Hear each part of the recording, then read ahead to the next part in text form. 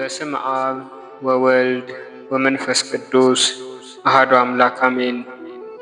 እንኳን ለኃያሉና ለገናናው መልአክ ለቅዱስ ሚካኤል ወርሃዊ መታሰቢያ በዓል በሰላምና በጤና ደረሳችሁ።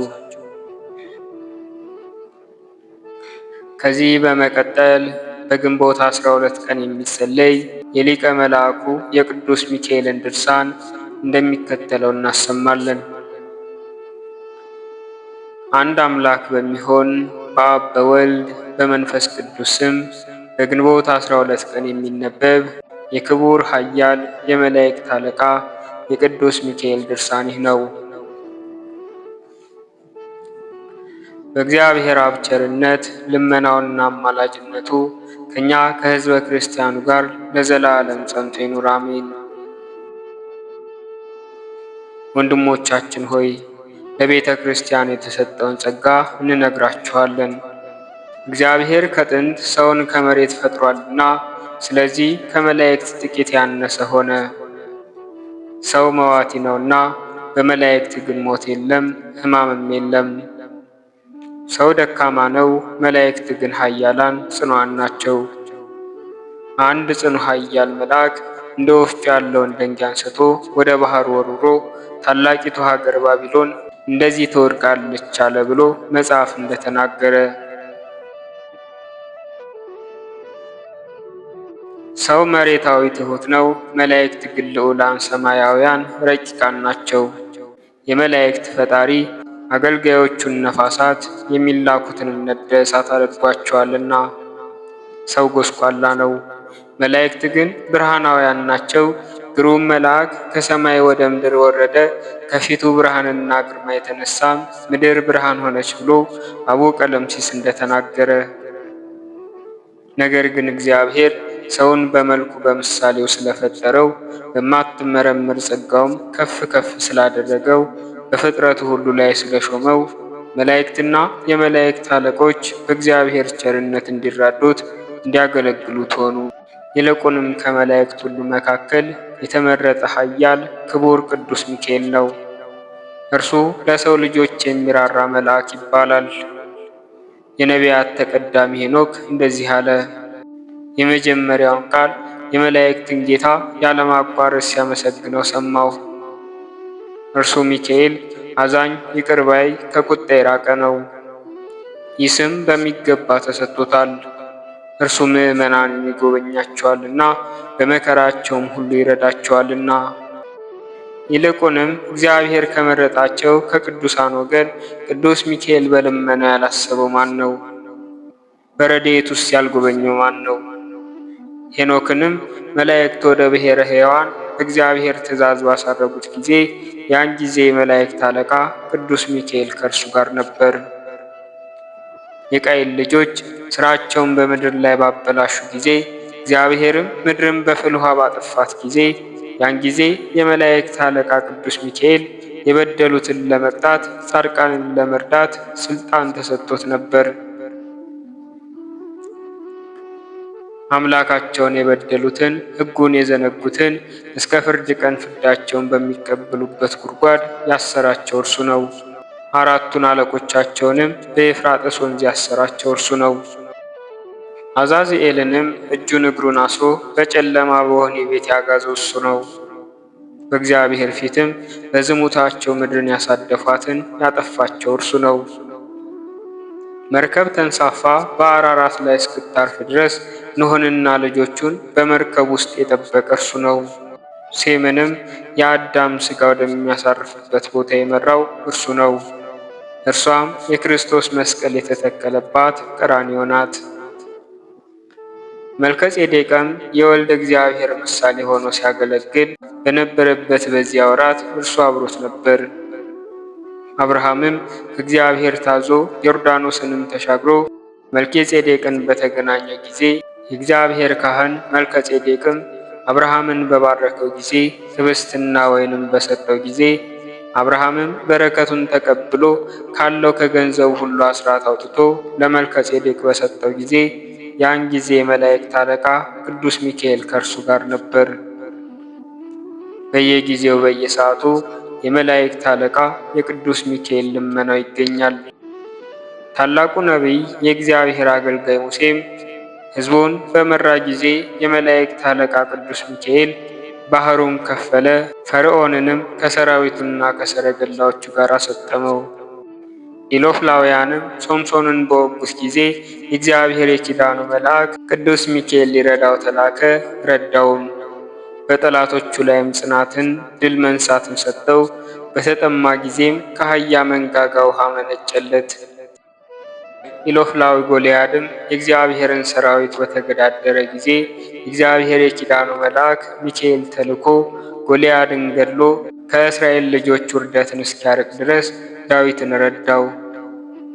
ሰናክሬምም ወደ ኢየሩሳሌም ወጥቶ በእስራኤል አምላክ በእግዚአብሔር ላይ በታየ ጊዜ የእግዚአብሔር የሰራዊቱ አለቃ ሚካኤል ተልኮ ከሰናክሬም ሰፈር 185,000 ሰራዊት አጥፍቶ ሕዝቅያስን ከሕዝቡ ጋር አዳነ። ኤርምያስንም ሴዴቅያስ ባሳሰረበት ጉድጓድ የረዳው እርሱ ነው። ዳንኤልም በባቢሎን ጉድጓድ ውስጥ የረዳው የአናብስትንም አፍ የዘጋለት እርሱ ነው። ምናሴንም የረዳው ከከለዳውያንም እጅ ያዳነው እርሱ ነው። ወደ ሐዋርያ ጴጥሮስም የተላከ ከእስር ቤት የሚያወጣው ከሄሮድስ እጅ የሚያዳነው እርሱ ነው። ሰማዕታትን በአደባባይ ለመርዳት ጻድቃንንም በበዓት ለመርዳት ከእግዚአብሔር አምላክ የሚላክ እርሱ ነው። የእግዚአብሔር መልአክ እግዚአብሔር የሚፈሩትን አጥር ቅጥር ሆኖ ይጠብቃቸዋል፣ ከመከራም ያድናቸዋል ተብሎ የተነገረለት እርሱ ሚካኤል ነው። በቁስጥንጥንያ ንጉሥ በአርቃዴዎስ ዘመንም እንደ ሐዋርያው ጳውሎስ ስመ ጥሩ የሆነ ስሙ ዮሐንስ አፈወርቅ የሚባል ታላቅ ሊቀ ጳጳሳት ነበር። ያም አባት ከልጅነቱ ጀምሮ በእግዚአብሔር ቸርነት የተመረጠ የመንፈስ ቅዱስ ጸጋ የተሞላ ነበር። የመላእክት አለቃ ቅዱስ ሚካኤልም ከእግዚአብሔር ታዞ ይጎበኘውና ከሰይጣንም ጠላትነት ይጠብቀው ነበር። ከዕለታት በአንድ ቀን ዮሐንስ በድቁና ማዕረግ ቤተ ክርስቲያንን ሲያገለግል በነበረበት ጊዜ እርሱም ስለ በጎ አገልግሎቱ በእግዚአብሔር ፈቃድ ለከፍተኛ ሹመት ስለተመረጠ የእግዚአብሔር መልእክተኛ ቅዱስ ሚካኤል በብሩህ መልክ በሕልም ታየው። ዮሐንስንም መንፈስ ቅዱስ ያደረብህ አዲሱ ዳንኤል ሆይ ሰላም ላንተ ይሁን፣ ነገ የቁስጥንጥንያ ሊቀ ጳጳሳት መጥቶ ቅስና ይሾምሃል፣ የእግዚአብሔር ትእዛዝ ነውና እምቢ አትበል አለው። በማግስቱ ሊቀ ጳጳሳት ቀሳውስትን ዲያቆናትን አስከትሎ መጣ። ዮሐንስን ቅስና ሾመው፣ እግዚአብሔር መልአክ እንደተናገረለት። የቁስጥንጥንያ ሊቀ ጳጳሳትም ባረፈ ጊዜ ይህ አባት በእርሱ ፈንታ ተሾመ። በሐዋርያትም መንበር በተቀመጠ ጊዜ ዮሐንስ የትሩፋትን ሥራ ጨመረ። ሕዝቡንም ዘወትር ይመክራቸው፣ የእግዚአብሔርን መንገድ ያስተምራቸው ነበር። በትምህርቱም ቤተ ክርስቲያን ደስ አላት። ዜናውን በዓለም ዳርቻ ሁሉ ተሰማ። ነገር ግን ሰይጣን በሥራው ቀንቶ የቤተ ክርስቲያን ሥራ እንዲቋረጥ ጽኑ መከራ እስከ ማምጣት ደርሶ አወከው። በዚያ ወራት የንጉሡ የአርቃዴዎስ ሚስት ነበረች። በኃይልም በቅሚያም የወርቅ የብር ገንዘብ ልትሰበስብ ትሻ ነበር። ብዙ የባዕድ ገንዘብ በእርሷ ዘንድ ነበር። ዮሐንስ አፈወርቅም ይህንን አይቶ ይመክራት ይቆጣት ነበር። እርሷ ግን ቃሉን አትሰማም ነበር። የእርሱም ምክርና ቃል መስማትን አትወድም ነበር። አንድ ቀን የአንዲት ድሃ ቦታ በግፍ ቀማች። ያቺ ድሃ ሴት ወደ ሊቀ ጳጳሳት ዮሐንስ መጥታ ንግሥት አውዶክስያ ቦታዋን እንደቀማቻት ነገረችው። ቅዱስ ዮሐንስም ንግሥት አውዶክስያን መከራት። የዚያችንም ሴት ቦታዋን እንድትመልስላት መላልሶ ለመናት። እርሷም እምቢ አለችው፣ አልታዘዘችውም ነበር። ወደ ቤተ ክርስቲያንም እንዳትገባ ከምዕመናን ጋር በጸሎት እንዳትሳተፍ ቅዱስ ምስጢርን ማለትም የክርስቶስ ሥጋውን ደሙን እንዳትቀበል አውግዞ ለያት። ያን ጊዜም ቁጣ አደረባት። በእርሱ ላይም እርሱ ስለ ክፉ ግብራቸውና በደላቸው አውግዞ ለይቷቸው የነበሩትን ከሹመታቸው የሻራቸውን ኤጲስቆጶሳት ለጉባኤ ሰበሰበች። ተባብሮ ስደት ይገባዋል ሲሉ በቅዱስ ዮሐንስ አፈወርቅ ፈረዱበት። ንግሥቲቱን ተቃውሟታልና። ዳግመኛም ተቆጥታ ወደ ቄርሎስ መልእክተኛ ላከች። ሌሎችንም ብዙዎች ጳጳሳትን ሰበሰበች። ጳጳሱ ኤጲፋንዮስንም አስጠራች። ሊቀ ጳጳሳት ዮሐንስ ከኔ ጋር ሊኖር አይሆንለትም፣ ላስነሳውም አልችልም፣ ብዙ ጊዜ ያሳዝነኛልና። ምናልባት እናንተ ጳጳሳት በሲኖዶሳችሁ ተሰብስባችሁ ከመንበሩ ልታወርዱት ምክንያት ታገኙ እንደሆን እንደዚሁ አድርጉልኝ አለቻቸው። እግዚአብሔር አገልጋይ ድርሳኑ ከሰማይ በታች በምድር ላይ የሞላውን ዮሐንስ አፈወርቅን ምን እናደርገዋለን አሏት። እርሷ ግን በእርሱ ላይ የምታደርጉትን እርስ በርሳችሁ ተመካከሩ አለቻቸው። እንዲሰደድ ካላደረጋችሁት ሃይማኖታችሁ ቀድሞ እንዴት እንደነበረ ታውቃላችሁ። ስደት ፍረዱበት ብላችሁ እምቢ ካላችሁኝ እኔ አብያተ ክርስቲያናትን እዘጋለሁ፣ አብያተ ጣዖታትን እከፍታለሁ፣ ሕዝቡም እግዚአብሔርን እንዳያመልኩ አደርጋለሁ አለቻቸው። እርስ በርሳቸውም ተማከሩና በልቦናዋ ሰይጣን አድሮባታል፣ አሁንም በልቦናዋ ያሰበችውን ታደርግ ይሆናል ብለው ወዲያውኑ ለቅዱስ ዮሐንስ ኤጲፋንዮስ እርሷ ያለቻቸውን ጳጳሳትም ያሉትን ሁሉ ነገረው።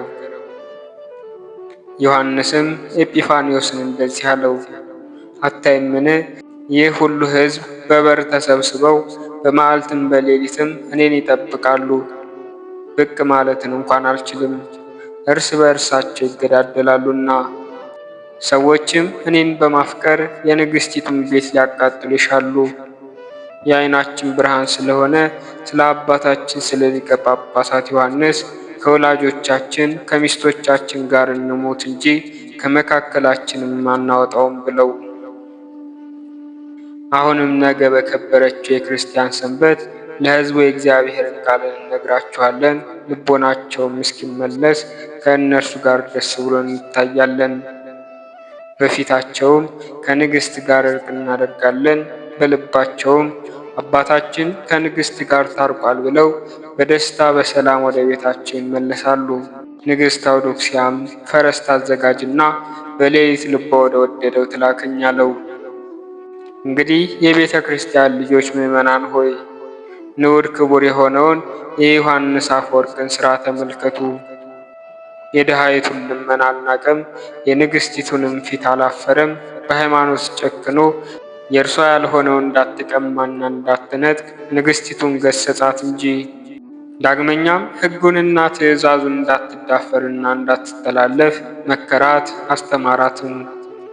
እግዚአብሔር ድሆችን የተዋረዱትን አይንቅምና ወደ እርሱ በሚጮህበት ጊዜም ፈጥኖ ይሰማቸዋል፣ ይፈርድላቸዋል። እንግዲህ ብፁዕ ዮሐንስ ንግሥቲቱን የገሰጻት ስለዚህ ነው። ይህንም በሰማ ጊዜ የእግዚአብሔር መልአክ በመጀመሪያ ራእይ አዲሱ ዳንኤል ሰላም ላንተ ይሁን ያለውን እናስባለን። በእውነት ዳንኤል ሐዲስ ተባለ።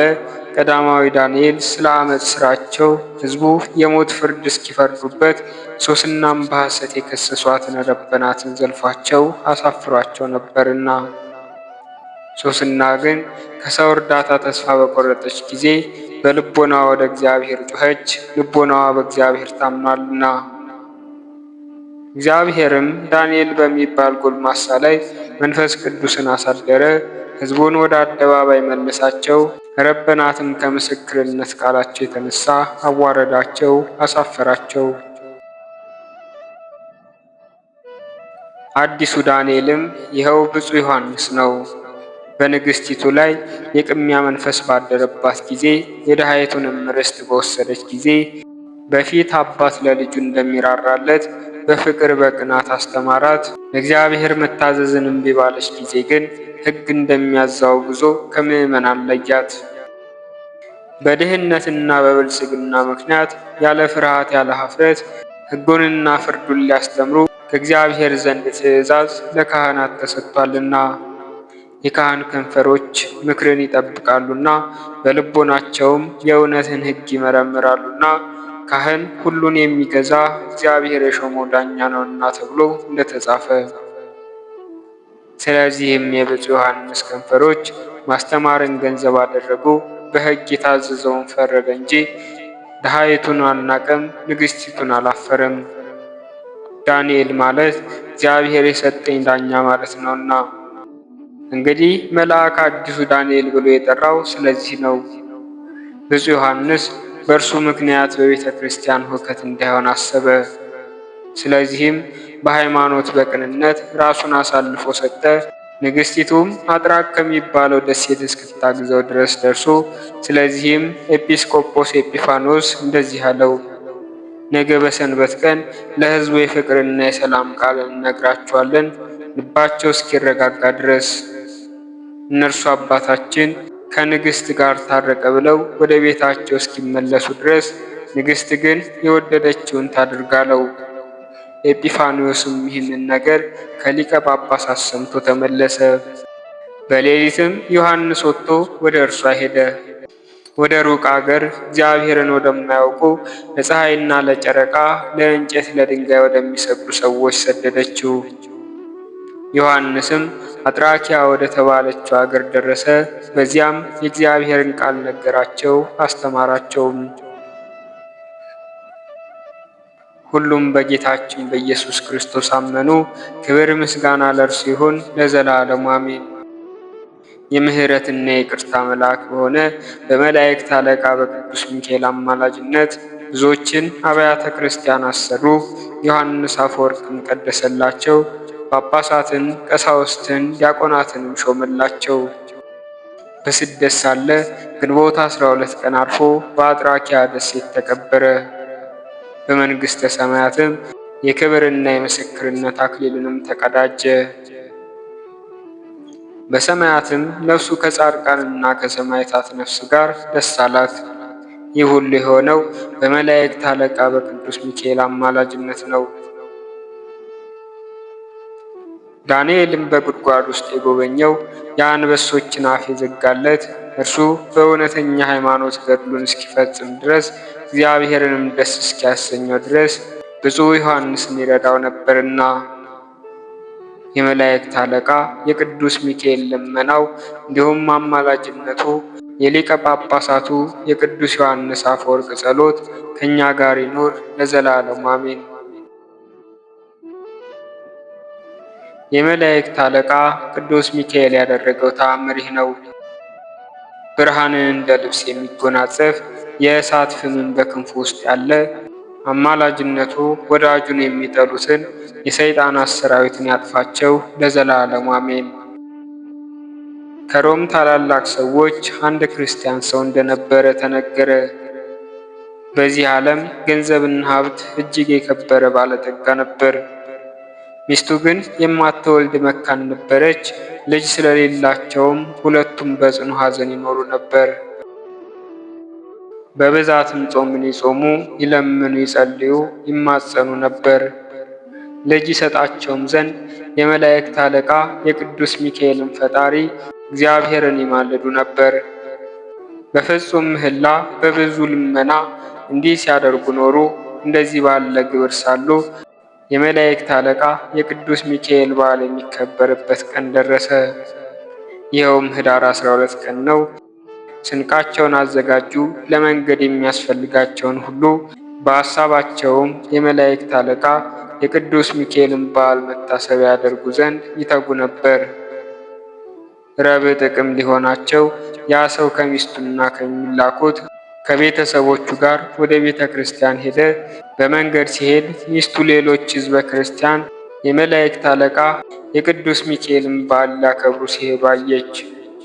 ብዙ ሴቶችም ከልጆቻቸው ጋር አየች። በጀርባቸው ያዘሉ ነበሩ፣ በጎናቸውም የያዙ ነበሩ፣ የሚያጠቡም ነበሩ። ይህንንም ባየች ጊዜ ድምጿን ከፍ አድርጋ ጮኸች፣ መራራ ለቅሶ አለቀሰች፣ ብዙ እንባንም አፈሰሰች። እንደዚህም አለች፣ የሕያው የእግዚአብሔር ልጅ ጌታዬ ኢየሱስ ክርስቶስ ሆይ ውርደቴን ተመልከት። የመጻተኛይቱን፣ የሐዘንተኛይቱን፣ የወራዳይቱን፣ የተናቅኩትን፣ የተከስኩትን፣ የደከምኩትን የባሪያህን ልመና ወደ ማዳመጥ ጆሮህን መልስ። አበርታኝ፣ ቸል አትበለኝ። ከልቤ ወደ አንተ ለምናለሁ። ካለኝታ አታሳፍረኝ። ልቤን ደስ የሚያሰኝ ዘር ስጠኝ። ከማኅፀኔ የወጣ መልካም ፍሬ በዓይኖቼ እንዳይፈቀድልኝ። የመላእክት አለቃ ቅዱስ ሚካኤል ሆይ አንተም ስለ እኔ ወደ እግዚአብሔር ለምን አማልድ። በጸሎት ዘር ይሰጠኝ ዘንድ ወንድም ቢሆን ሴትም ቢሆን በጸሎትህ ልጅ ባገኝ በዘመኑ ሁሉ ቤተ ክርስቲያንህን እንዲያገለግል ተስዬልሃለሁ። በመንገድ ስትሄድ ይህንን ትናገር ነበር። ከባሏ ሀገር ወደ መላእክት አለቃ ወደ ቅዱስ ሚካኤል ቤተ ክርስቲያን ደረሰች። በመሠዊያው ፊት ለፊትም ቆሙ። ወደ ላይ ወደ ሰማይ አንገታቸውን አቀኑ። ልጅም ይሰጣቸው ዘንድ ሕሊናቸውን በማስተባበር በጽኑ ለቅሶ በሚያቃጥልም ባለመኑ። እንደ ሕጉም ቅዳሴ በተፈጸመ ጊዜ ቁርባን ተቀበሉ። ይኸውም የክርስቶስ ሥጋውና ደሙ ነው።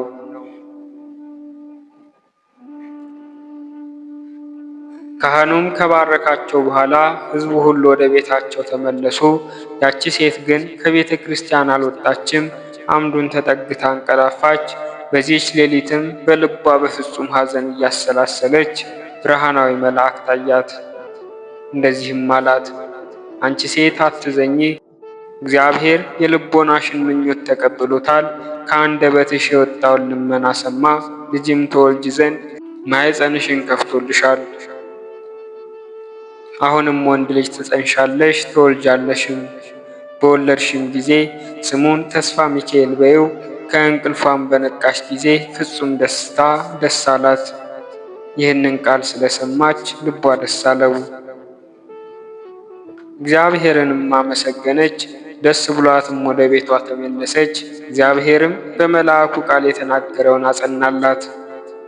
እርሷም ጸነሰች፣ መልከ መልካም ልጅም ወለደች። ሁለንተና አማረ ነበር። ያን ጊዜም አባቱና እናቱ ደስ አላቸው። ስሙንም ተስፋ ሚካኤል ብለው ጠሩት።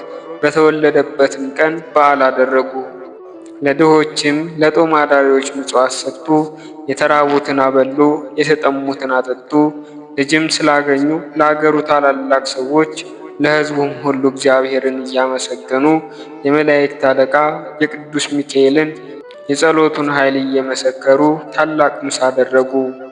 ነገር ግን የተሳሉትን ካገኙ በኋላ ሕፃኑን ወደ መላእክት አለቃ ወደ ቅዱስ ሚካኤል ቤተ ክርስቲያን አልወሰዱትም። ከዚህም በኋላ ሕፃኑ ከተወለደ 1 ዓመት በሆነው ጊዜ ጭንቅ ደዌ ታመመ። ሐኪሞችም ደከሙ፣ ሊያድኑትም አልቻሉም። ያን ጊዜም የሕፃኑ እናት ያንን ልጅ ለመላእክት አለቃ ለቅዱስ ሚካኤል ቤተ ክርስቲያን ብፅዓት አድርጋ ልትሰጥ የተሳለችውን አሰበች። እንዲህም አለች፣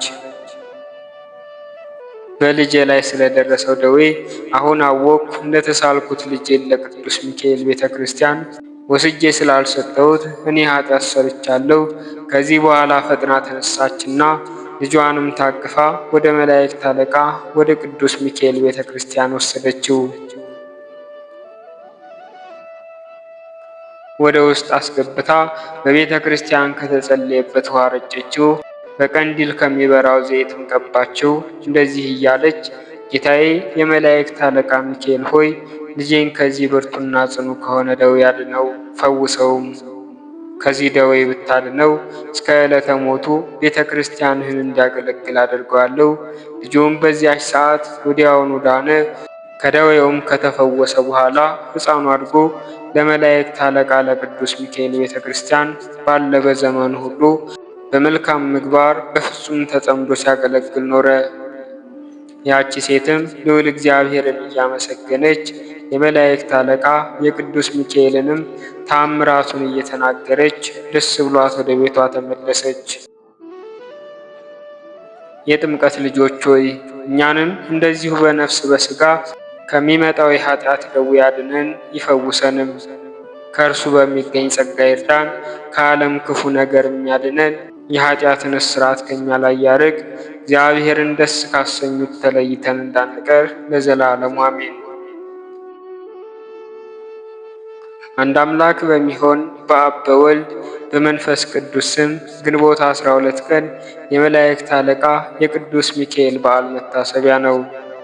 በዚህችም ቀን ልዑል እግዚአብሔር ወደ ኢየሩሳሌም አገር ወደ ዕንባቆም ልኮታልና የምስር ምግብ አዘጋጅቶ ሳለ በእርሻ አዝመራ ለሚሰበሰቡ ሰዎች ሊወስድ ሲሻ ዕንባቆም ምግቡን እንደተሸከመ ሚካኤል በራስ ጠጉሩ አንጠልጥሎ ወዲያውን ወደ ባቢሎን አገር አደረሰው። ዳንኤል ከዚያ ምግብ ተመገበ። ሚካኤልም ዳንኤልን ከአንበሳው አፍ አዳነው። ዕንባቆምንም ወደ ይሁዳ ምድር መለሰው። ምግቡም እንዳለ ነበር። ያን ጊዜም አዝመራ ከሚሰበስቡ ሰዎች ዘንድ ሲደርስ ቆመ። ስለዚህም የቤተ ክርስቲያን መምህራን የመላእክት አለቃ የቅዱስ ሚካኤልን በዓል መታሰቢያ በየወሩ እናደርግ ዘንድ አዘውናል። አማላጅነቱ ከእኛ ጋር ለዘላለሙ ጸንቶ ይኑር አሜን። በዚህችም ዕለት ሃይማኖቱ የቀና የንጉሥ በዕደ ማርያም ልጅ የኢትዮጵያ ንጉሥ እስክንድር የዕረፍቱ መታሰቢያ ነው። ለእግዚአብሔር ምስጋና ይሁን። እኛንም በቅዱሳን ጸሎት ይማረን ለዘላለሙ አሜን። ዳግመኛም በዚህች ዕለት የዓለሙ ሁሉ መምህር የሆነ የከበረ አባት ዮሐንስ አፈወርቅ አረፈ። ይህም አባት ከእስክንድርያ አገር ሰዎች ወገን ነው። የአባቱም ስም አስፋኒዶስ የእናቱም ስም አትናስያ ነው። እነዚህም እጅግ ባለጸጎች ነበሩ። ይህንንም ልጃቸውን በመልካም አስተዳደግ አሳደጉት። ትምህርትንና ጥበብንም ሁሉ አስተማሩት። እርሱ ወደ አቴና ሄዶ በመምህራን ቤት ተቀምጦ ትምህርትን ሁሉ ተምሮ በእውቀቱ ከብዙዎች በላይ ከፍ ከፍ ብሏልና። ከዚህም በኋላ ገና በታናሽነቱ መነኮሰ። የዚህንም የኃላፊውን ዓለም ጣዕም ንቆ ተወ። ከእርሱም ቀድሞ በዚሁ ገዳም ቅዱስ ባስልዮስ መንኩሶ ነበር። በአንድነትም ተስማምተው ብዙ ትሩፋትን ሰሩ። ወላጆቹም በሞቱ ጊዜ ከተውለት ገንዘብ ምን አልወሰደም፣ ለድሆችና ለምስኪኖች ሰጠ እንጂ። ከዚያም በምንኩስና ሥራ በመጠመድ ፍጹም ገድልን እየተጋደለ ኖረ። በዚያም ገዳም ሶርያዊ ጻድቅ ሰው ስሙ ሲሲኮስ የሚባል መነኮስ ነበር። እርሱም ወደፊት የሚሆነውን በመንፈስ ቅዱስ ያይ ነበር። በአንዲት ሌሊትም ለጸሎት እየተጋ ሳለ ሐዋርያትም ጴጥሮስንና ዮሐንስን አያቸው።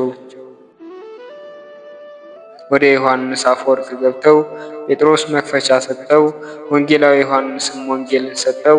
እንደዚህም አሉት፣ በምድር ያሰርከው በሰማይ የታሰረ ይሆናል፣ በምድርም የፈታኸው ደግሞ በሰማይ የተፈታ ይሆናልና በውስጥህ መንፈስ ቅዱስ ያደረብህ አዲስ ዳንኤል ሆይ የክብር ባለቤት ከሆነ ከታላቅ መምህር ኢየሱስ ክርስቶስ ዘንድ ወደ አንተ ተልከናልና እኔም የመንግሥተ ሰማያት መክፈቻ የተሰጠኝ ጴጥሮስ ነኝ። ሁለተኛውም እኔም በመጀመሪያው ስብከቴ በከበረ ወንጌል ቃል አስቀድሞ ነበር ያልኩ፣ ይህም ቃል በጠላት ላይ የእሳት ሰይፍ የሆነ ዮሐንስ ነኝ። ላንተም ከክብር ባለቤት ከጌታ ኢየሱስ ክርስቶስ ዘንድ ወገኖችህ ምዕመናንን በቀናች ሃይማኖት ታሳድጋቸው ዘንድ እውነተኛ አእምሮ ደግሞ ተሰጥቶሃል። ጻድቅ ሲሲኮስም ይህንን ራእይ ባየ ጊዜ ቅዱስ ዮሐንስ ቸር ታማኝ እረኛ ሆኖ እንደሚሾም አወቀ። ከዚህም በኋላ በቅዱስ ዮሐንስ ላይ የመንፈስ ቅዱስ ጸጋ በላይ ወርዶ አደረበትና ብዙ ድርሳናትንና ተግሳጻትን ደረሰ። ዲያቆን ሆኖ ሳለም የቤተ ክርስቲያንን መጻሕፍት ብሉያትንና ሐዲሳትን ተረጎመ። በአንዲት ሌሊትም ቅዱስ ዮሐንስ ሲጸልይ የእግዚአብሔር መልአክ በድንገት እንደ በረድ ነጭ በሆነ ልብስ ተገለጠለት።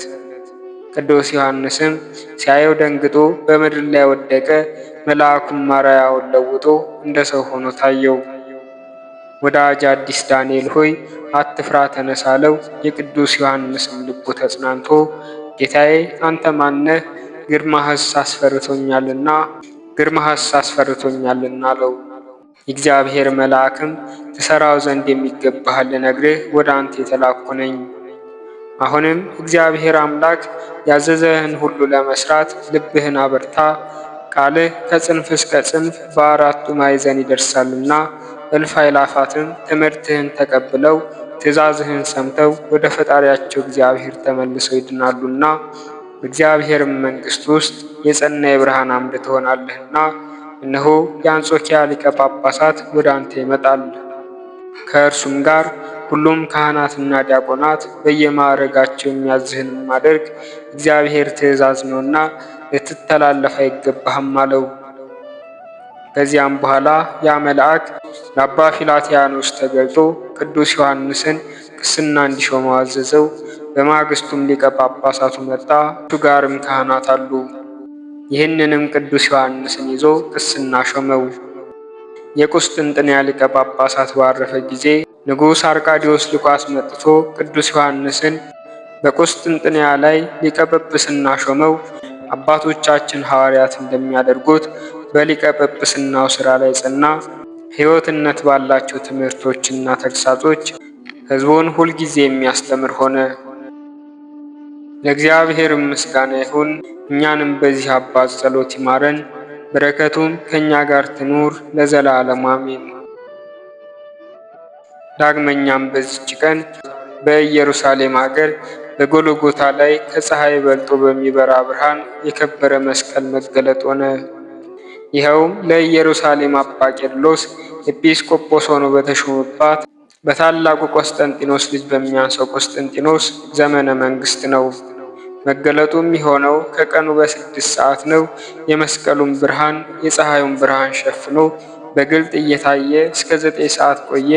ሰዎችም ሁሉ ያዩት ዘንድ ከቦታው ሁሉ ይወጡ ነበር። አባ ቄርሎስም እንደዚህ የሚል መልእክትን ወደ ንጉሥ ቆስጠንጢኖስ ሲልክ፣ ንጉሥ ሆይ አስተውል፣ በከበረ አባትህ በጻድቁ ቆስጠንጢኖስ ዘመን እንደ ከዋክብት መስቀል በሰማይ ታየ። ሁለተኛም በዘመንህ በቀራንዮ ላይ የብርሃን መስቀል የፀሐይንም ብርሃን ሸፈነው። የክብር ባለቤት የሆነ እስከ ጌታችን ኢየሱስ ክርስቶስ መቃብርና እስከ ደብረ ዘይት ተዘረጋለው። ሁለተኛም በዚች ደብዳቤ እንደዚህ አለው፣ ንጉሥ ሆይ ከከፋችና ከረከሰች ከአርዮስ ሃይማኖት ተጠበቅ፣ የሚያምኑባትንም አትቀበላቸው፣ በምን አትሳተፋቸው። ከዚህ በኋላም አባ ቄርሎስ ይህ የከበረ መስቀል በተገለጸበት ቀን በዓልን አደረገ።